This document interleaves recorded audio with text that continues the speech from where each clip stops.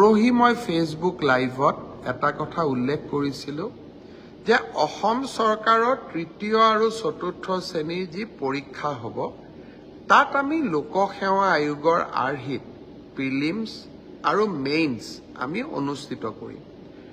দুই এজন ব্যক্তিয়ে মোক জনাইছে যে পৰীক্ষাত নতুন নিয়ম এই বছৰ কৰিব নালাগে, কাৰণ আৰু যিহেতু 2 মাহ আছে গতিকে আমি পুৰণা বা আগৰবাৰৰ দৰে পৰীক্ষা পতাটো উচিত হ'ব। আমাৰ চৰকাৰখনে সদায় ৰাইজৰ কথা শুনিবৰ বাবে চেষ্টা কৰে, কাৰণ আমি বিশ্বাস কৰোঁ লাও যেনেকৈ পাতৰ তলত থাকে চৰকাৰো ৰাইজৰ তলত থাকে, ৰাইজৰ ঊৰ্ধত নহয়।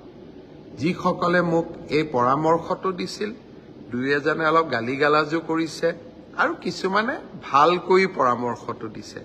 গালিগালাজ কৰা সকলকো মোৰ মৰম জনাইছোঁ আৰু ভালকৈ কোৱা সকলকো মোৰ সন্মান জনাইছোঁ। আপোনালোকৰ পৰামৰ্শ অহা 2-3 দিনত আমি বিবেচনা কৰিম আৰু যিহেতু পৰামৰ্শটোত মেৰিট আছে যে হয় 2 মাহ থাকোঁতে পৰীক্ষাৰ পেটাৰ্ণ এটা সলনি কৰিব নালাগে, বিষয়টো আমি ডেফিনেটলি আমি বিবেচনা কৰি অহা 2-3 দিনতে আপোনালোকক ইয়াৰ সিদ্ধান্তৰ বিষয়ে মই অৱগত কৰিম।